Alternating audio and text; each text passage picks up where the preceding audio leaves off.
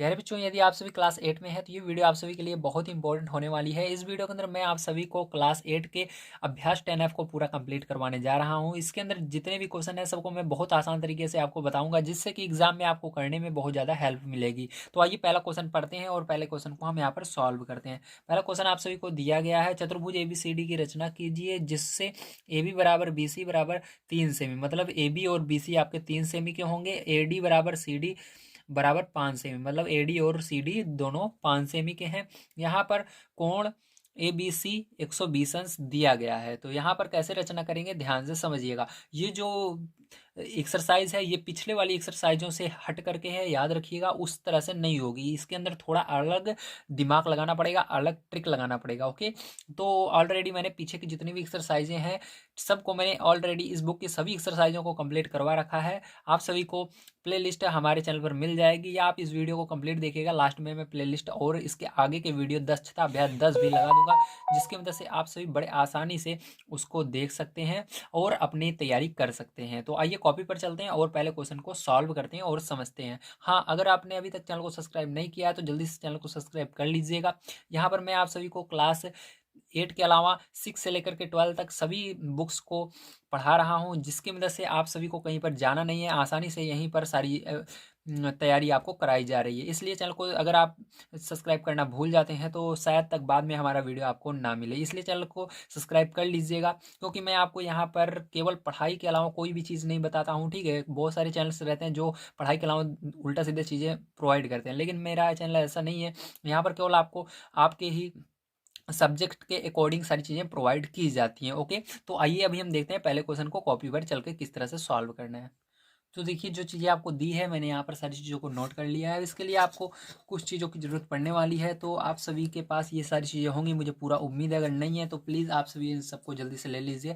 पहला चांदा की ज़रूरत पड़ेगी, दूसरा स्केल की ज़रूरत पड़ने वाली है, पटरी की ज़रूरत पड़ेगी, और तीसरा आपको गोला प्रकार की और एक पेंसिल की। मैं यहाँ पर पेन का प्रयोग करूँगा क्योंकि आपको यहाँ पर साफ दिखना चाहिए, नहीं मैं पेंसिल से लिखूंगा तो आपको साफ नहीं दिखेगा। ओके, तो यहाँ पर मैं पेन का प्रयोग करूँगा, तो लेकिन आपको एग्जाम में पेंसिल का प्रयोग करना होगा। तो आप वहाँ पर अपना ज्योमेट्री बॉक्स ले जा सकते हैं, जिसके अंदर सारी चीज़ें होंगी, उसकी मदद से आप सभी बहुत अच्छे तरीके से सारी चीज़ों को बना सकते हैं। तो यहाँ पर आइए सर्वप्रथम हम क्या करेंगे ध्यान से समझिएगा। तो यहाँ पर हमको 1 2 3 4 5 चीज़ें दी गई हैं, ध्यान रखिएगा। ठीक, कितनी चीज़ें दी गई हैं? 5 चीज़ें। तो सबसे पहला काम इस तरह के जब आपको क्वेश्चंस मिले केवल उसके अंदर केवल एक कोण दिया रहे, तो सबसे पहला काम आपको उसी कोण को बनाने का करना है। ठीक है, तो यहाँ पर देखिए आपको कौन सा कोण बनाना है 120 अंश का, तो जो बीच में रहेगा वही वाला कोण बनाना है। तो बीच में क्या है? बी, तो कोण बी जो है वही क्या करना है आपको 120 अंश का बनाना है। ठीक है, तो 120 अंश का कोण आपको बनाना है, तो आप यहाँ पर बना सकते हैं। तो आइए हम 120 अंश का कोण यहाँ पर बनाते हैं। ठीक है, तो देखिए यहाँ पर हम 120 अंश का कोण बनाएंगे सबसे पहले।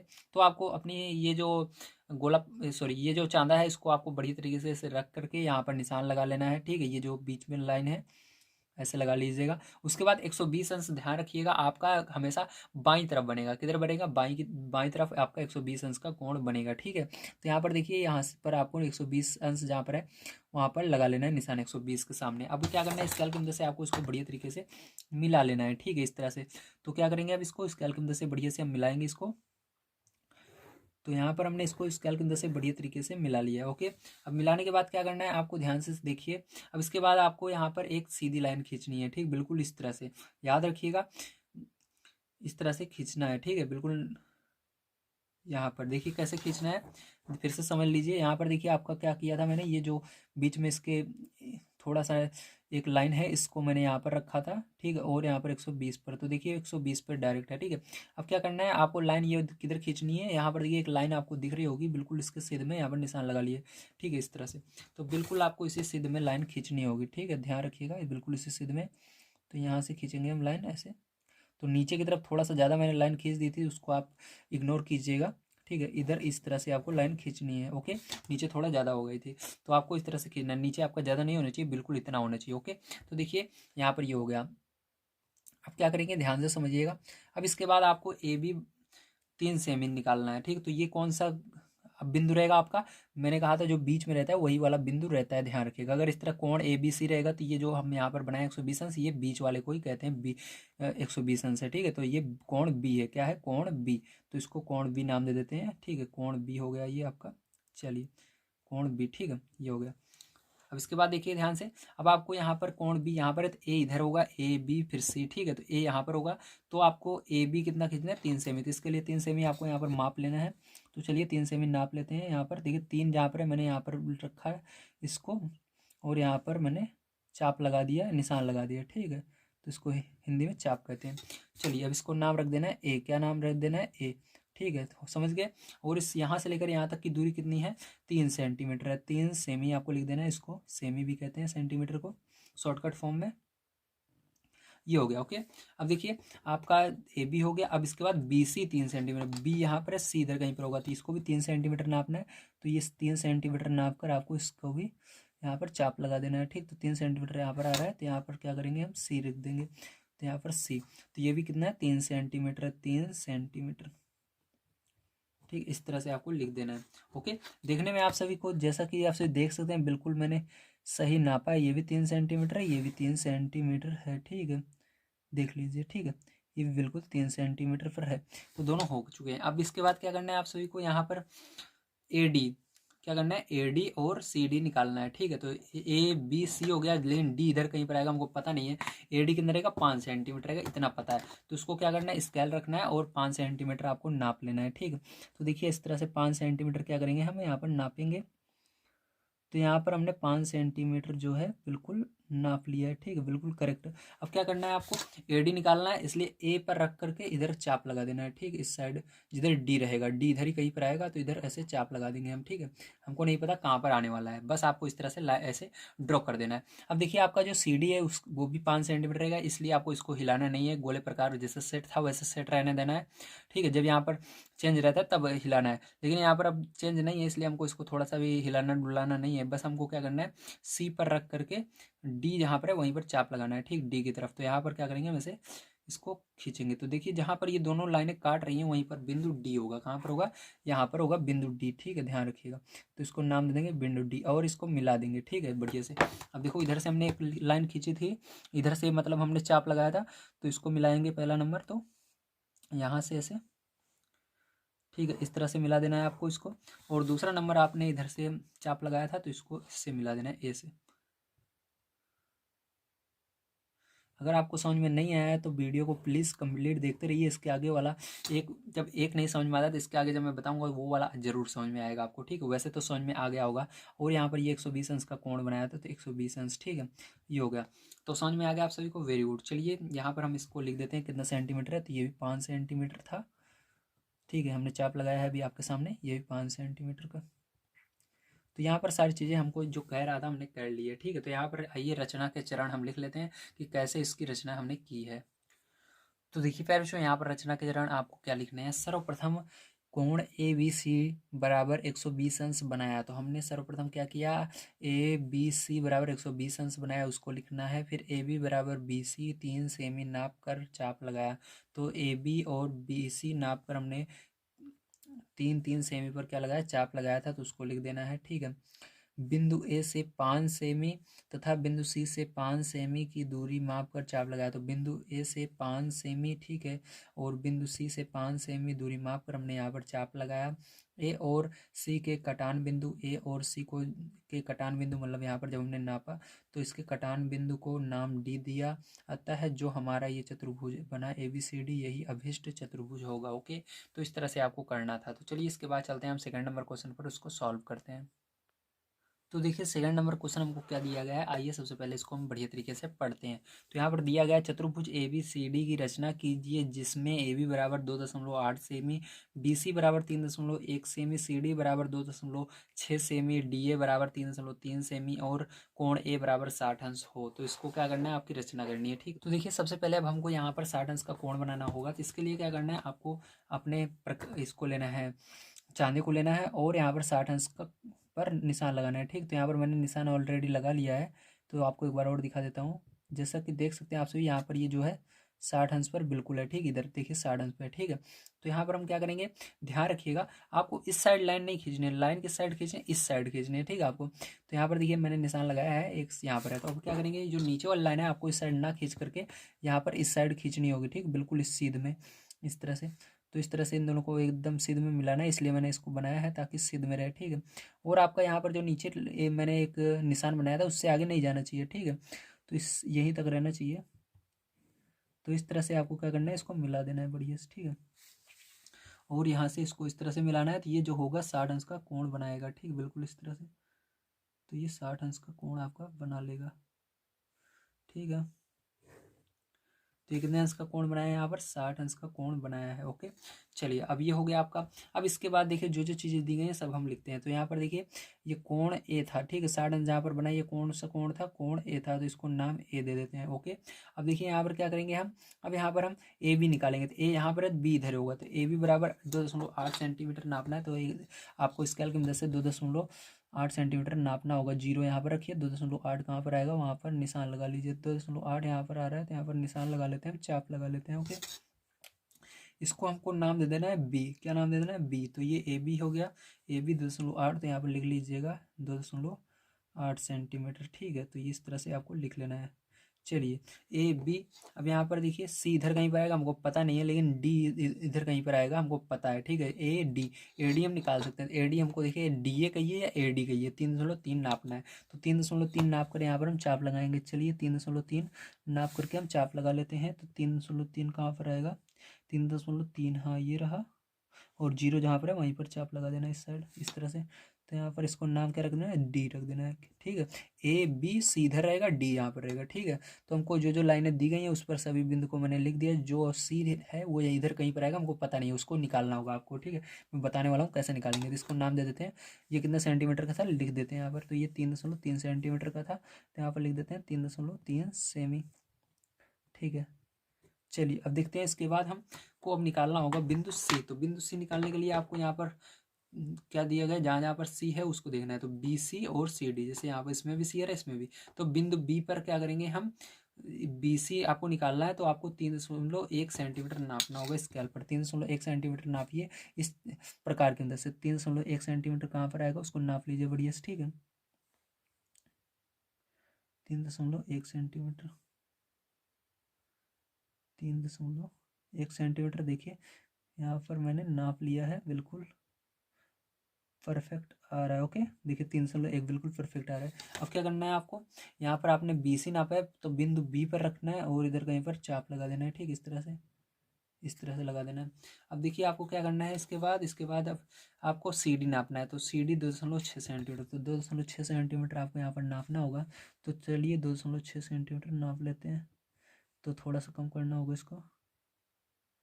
तो देखिए 2.6 सेंटीमीटर पे ये आपका बिल्कुल फिट है, ठीक है।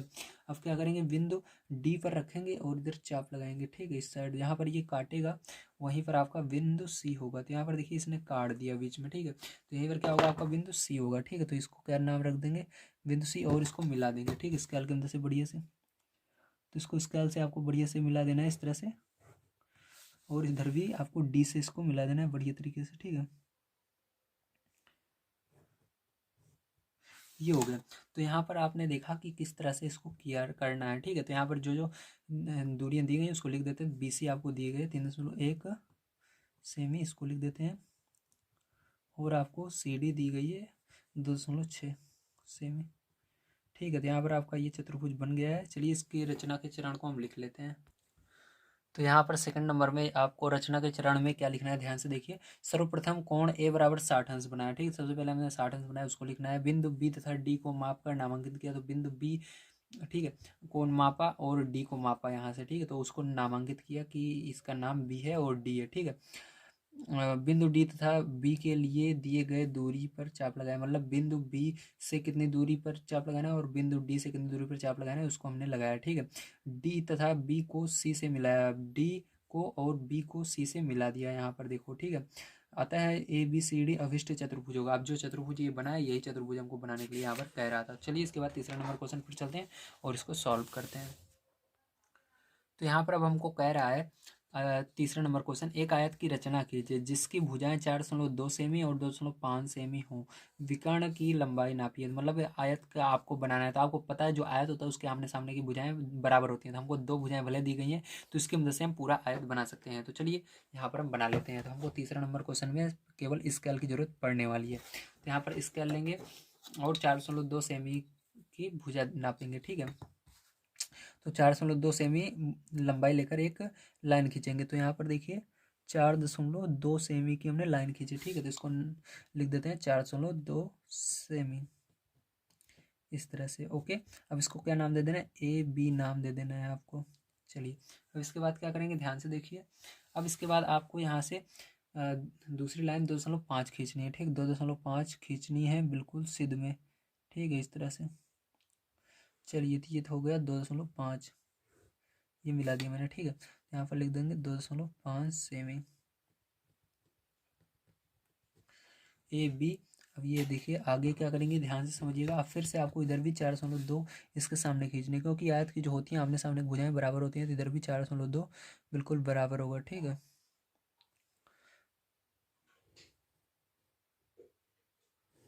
ये हो गया। इसको मिला देंगे। ठीक है, और ये आपका कितना होगा, 2.5 सेंटीमीटर का होगा। जैसा कि देख सकते हैं 2.5 सेंटीमीटर हो रहा है।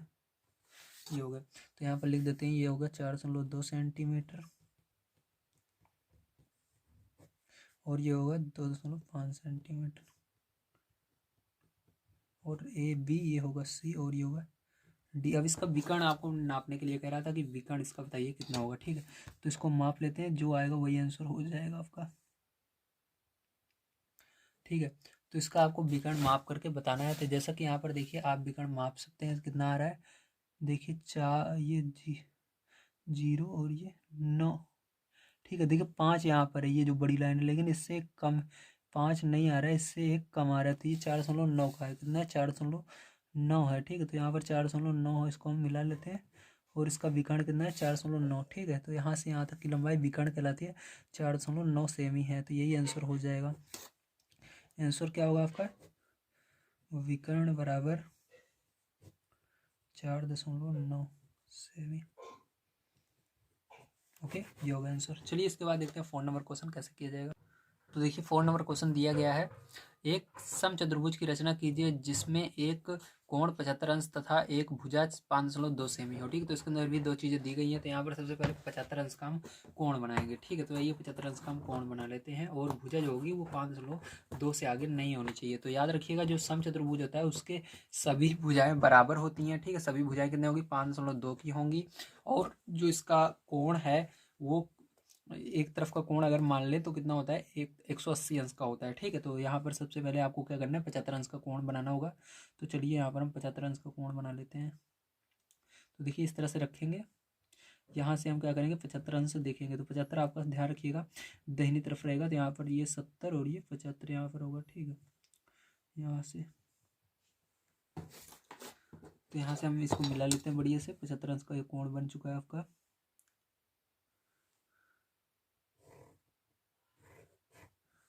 इसको ऐसे मिला लेना है। ठीक है,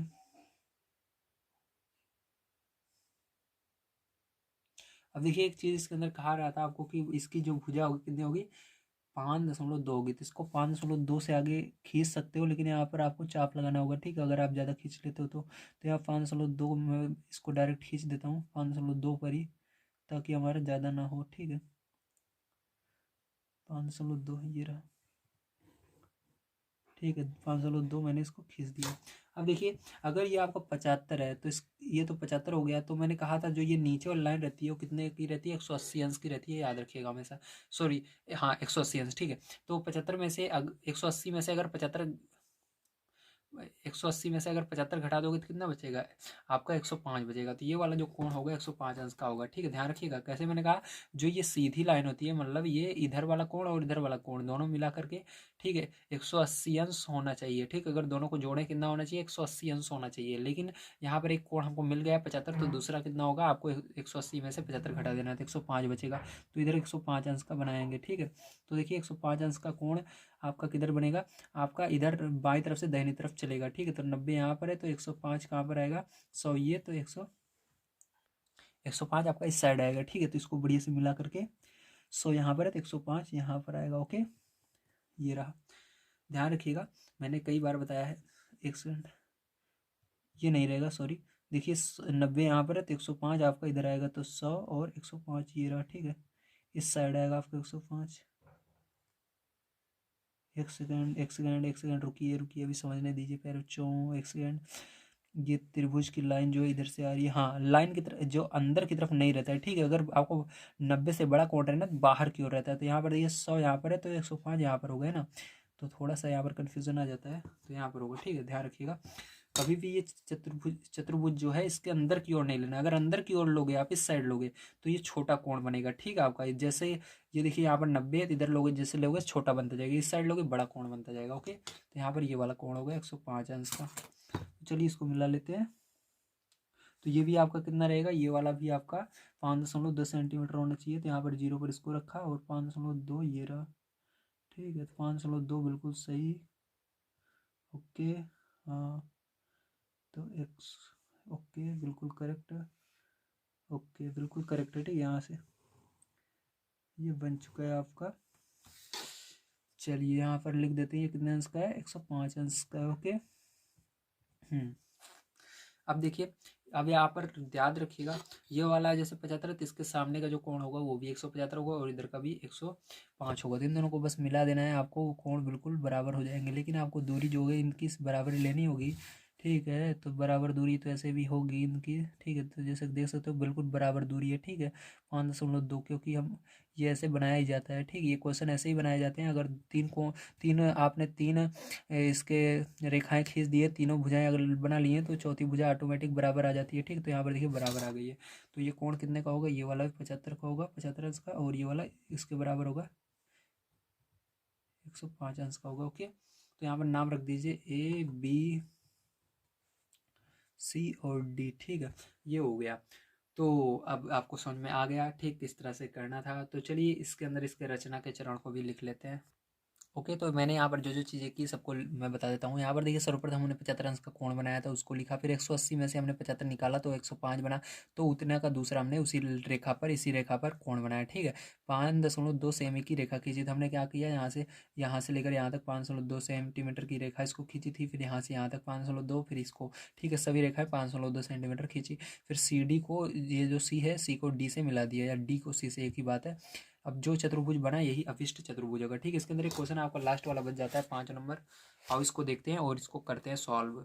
तो 5वां नंबर क्वेश्चन आपको दिया गया है, एक वर्ग बनाइए जिसकी एक भुजा 5 सेमी है, ठीक है। तो 5.0 यानी 5 सेमी, ठीक है। तो चलिए आपको पता होना चाहिए कि जो वर्ग होता है उसकी सभी भुजाएं बराबर होती हैं, ठीक है। तो ये बहुत आसान है इसको सॉल्व करना या इसको बनाना। तो आपको 5-5 सेंटीमीटर की कितनी भुजाएं बनानी है, 4 बनानी है। तो चलिए यहाँ पर बनाना शुरू करते हैं, ठीक है।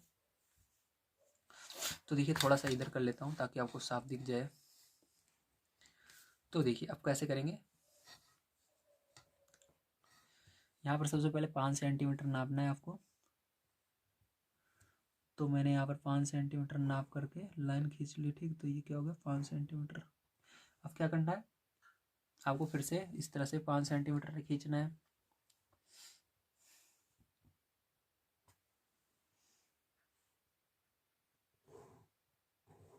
ठीक है।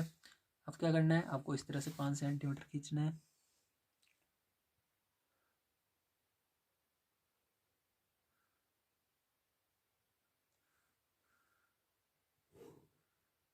अब इसको मिला देना है, ठीक है।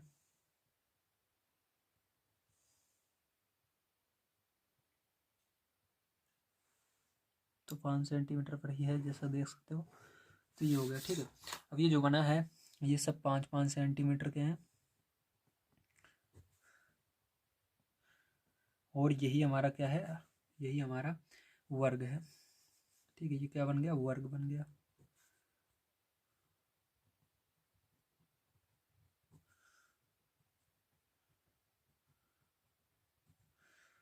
ABCD,